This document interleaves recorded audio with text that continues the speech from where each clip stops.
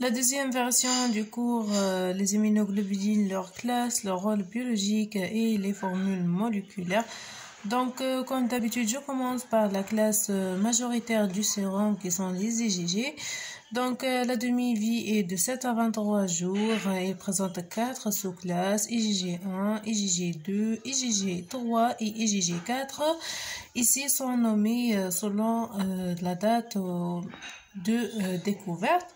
Alors, ces 4 sous-classes se diffèrent à propos le nombre des ponts de sulfure intercaténaires qui présentent dans la région charnière et aussi dans la longueur des domaines immunoglobuliniques. On peut trouver ici que les IgG3 présentent un nombre important des ponts de sulfure. Deuxième classe d'immunoglobulines, les GA, qui sont prédominants dans les sécrétions avec un poids moléculaire de 150 kg delta est présent aussi dans le lait maternel avec une demi-vie de 6 jours. Alors, les immunoglobulines A présentent deux sous-classes, IgA1 et IgA2. Les IgA1 sont les plus abondantes dans le sérum et dans les sécrétions. Ils présentent deux formes moléculaires, mais il faut noter que l'IgA se trouve toujours sous forme dimérique, soit un immunoglobuline A dimérique sérique, soit un immunoglobuline A dimérique sécrétoire. Donc, la forme dimérique, un dimère d'immunoglobuline, c'est-à-dire deux monomères liés entre eux par la jonction, donc pour les deux formes, tandis que la différence ici pour l'IgA sécrétoire, c'est la présence d'un composant sécrétoire qui le protège contre la dégradation enzymatique et protéique qui existe dans les différentes sécrétions.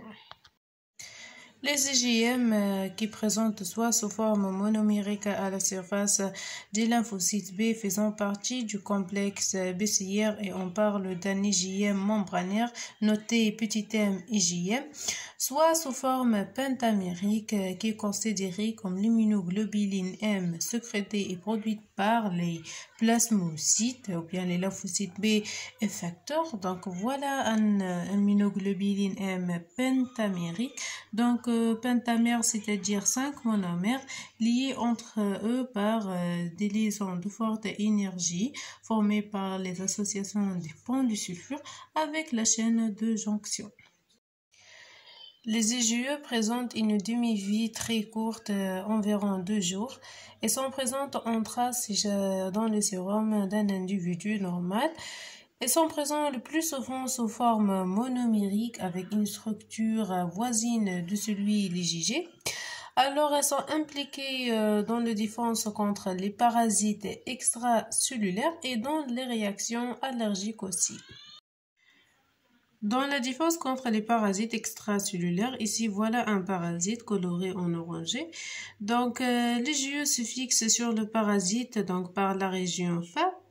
Donc, par la suite, une cellule du système immunitaire, les polynucléaires eosinophiles, et vont se fixer donc par l'intermédiaire de ces récepteurs FcεR2 ou bien le CD23, donc présent à la surface de polynucléaires eosinophiles, elles vont se fixer sur la région Fc du IgE et ce qui va provoquer la dégranulation de ces cellules. Donc voilà, il y a sécrétion des molécules et des granules qui existent dans le cytoplasme des polynucléaires eosinophiles pour tuer et éliminer le parasite extracellulaire.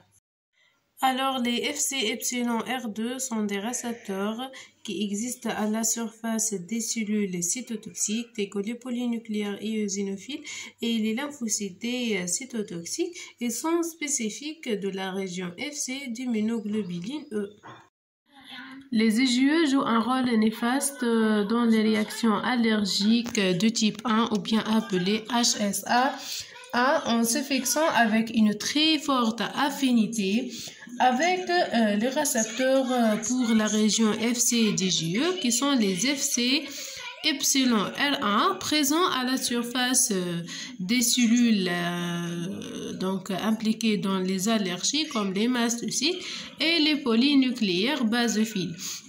Donc, dans la première exposition, la réponse allergique est modérée, tandis que dans la deuxième exposition avec le même type de l'allergène, donc la fixation des JE par sa région FC sur les récepteurs qui existent à la surface des mastocytes et des polynucléaires basophiles qui sont les FC epsilon R1 avec une forte affinité bien sûr, permet la dégranulation de celle-ci et ce qui entraîne la libération des médiateurs de l'inflammation comme les histamines, le sérotonine et autres monoamines qui sont responsables de ces types de réactions allergiques qui sont de type 1 ou bien HSN1 qui se présentent soit sous forme de réaction d'atopie, soit sous forme de réaction anaphylactique.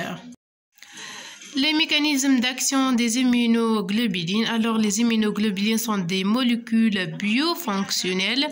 Ainsi, il existe deux types de fonctions qui déterminent l'activité anticorps, la reconnaissance spécifique de l'antigène et l'activation des mécanismes effecteurs cellulaires et humoraux.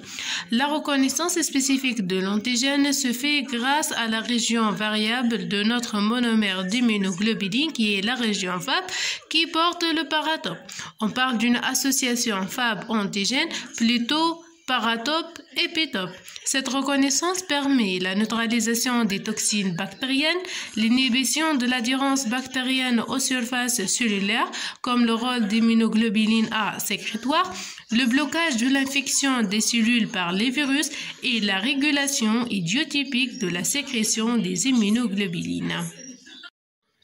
Deuxième fonction d'immunoglobuline et d'activité anticorps, c'est l'activation des mécanismes effecteurs du système immunitaire.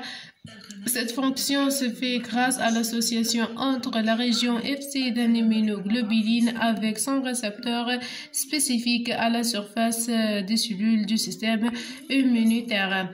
Donc, cette fixation permet l'activation du complément, l'amplification de l'activité phagocytaire, l'augmentation de la DCC par les cellules cytotoxiques, l'endocytose du complexe humain anticorps et antigène par les cellules phagocytaires professionnels qui sont les macrophages, ce qui permet le développement des réponses immunitaires spécifiques, des réactions inflammatoires, anaphylactiques et autres, et la régulation isotypique de sécrétion des immunoglobulines et finalement le transidose des immunoglobulines à travers les cellules endothéliales et épithéliales.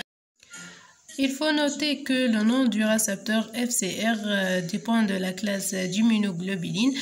Je prends l'exemple d'un IgG. Donc, l'IgG se fixe par la région FC sur la surface de la cellule du système immunitaire sur un récepteur FC gamma R parce que la chaîne lourde est appelée gamma.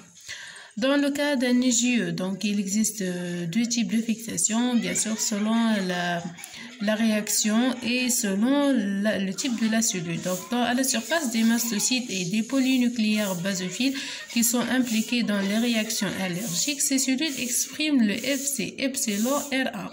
Donc voilà, l'IgE se fixe par sa région FC sur cet récepteur avec une forte affinité, ce qui permet la dégranulation de ces cellules pour tuer l'allergène.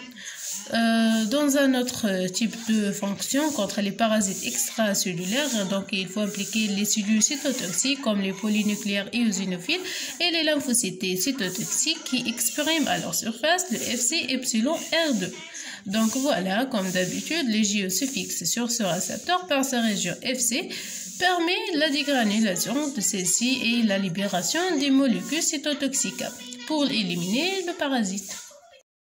Mais à chaque fois, la reconnaissance de l'antigène se fait par la région FAB de notre immunoglobuline.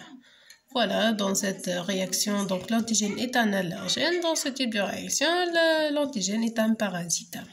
Donc voilà, la double reconnaissance se fait. Donc FAB du côté de la reconnaissance de notre antigène et la région FC qui est indispensable pour l'activation des mécanismes effecteurs cellulaires et humoraux aussi. Je finis ce vidéo par cette schéma donc, qui résume de façon détaillée les différentes classes d'immunoglobulines. Alors, l'IgG, voilà donc la structure monomérique d'un IgG avec la nomenclature de domaines immunoglobuliniques, les deux chaînes lourdes, donc notées gamma, donc un domaine variable V gamma et trois domaines constants nommés de C gamma 1, C gamma 2 et C gamma 3. Et voilà la chaîne légère, donc comme d'habitude un seul domaine variable VL, donc L ici peut être donc lambda ou kappa, et un seul domaine constant qui peut être aussi lambda ou kappa. Les GE qui existent sous forme de traces dans le sérum d'un individu normal, toujours monomérique, la formule moléculaire est alors epsilon 2 lambda 2 ou epsilon 2 kappa 2. Donc voilà la structure monomérique d'un IgE. L'IgD qui est le plus souvent et toujours donc membranaire existe à la surface des lymphocytes B naïfs, faisant partie aussi du complexe BCR, mais comme j'ai déjà dit que la majorité des lymphocytes B expriment un IgM membranaire et non un IgD. Donc la structure d'IgD se ressemble à la structure d'IgG, donc avec trois domaines constant pour la chaîne lourde. La chaîne lourde ici est appelée delta. Alors, comme il est monomérique, sa formule moléculaire est delta 2 lambda 2 ou delta 2 kappa 2. L'IgM. Voilà un IgM pentamérique, donc les pentamères ou bien les 5 monomères d'immunoglobulines sont liés entre eux par des liaisons de forte énergie, les ponts de sulfure, et voilà la jonction. Pour un IgA, l'immunoglobuline A le plus souvent dimérique, voilà dimère d'immunoglobulines formés par deux monomères d'immunoglobulines liés entre eux par une chaîne de jonction. Ici, on trouve un composant sécrétoire qui est en bleu, donc il s'agit d'un immunoglobuline A sécrétoire et non un immunoglobuline A sérique. Donc la seule différence, c'est le composant sécrétoire. Alors pour un immunoglobuline A dimérique sérique, la formule moléculaire c'est 2 alpha 2 lambda 2 plus la jonction ou 2 alpha 2 kappa 2 plus la jonction. Pour un immunoglobuline A dimérique sécrétoire, la seule différence est le composant sécrétoire. La formule moléculaire c'est 2 alpha 2 lambda 2 plus jonction plus composant sécrétoire ou 2 alpha 2 kappa 2 plus jonction plus composant sécrétoire.